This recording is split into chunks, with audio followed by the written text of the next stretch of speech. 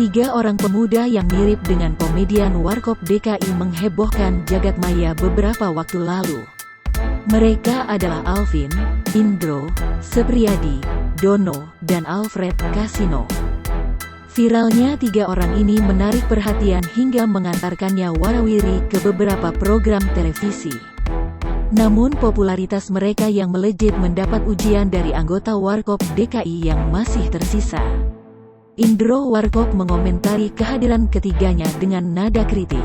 Pada unggahan akun Instagram @warkopdki_nostalgia_fc, Indro mempertanyakan mereka bertiga yang tak berizin dulu tampil memeragakan dia dan dua sahabatnya.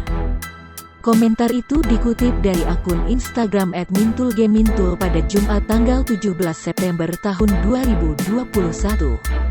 Indro melanjutkan harusnya ada yang tersinggung akan kehadiran mereka bertiga yang disebutnya tanpa etika.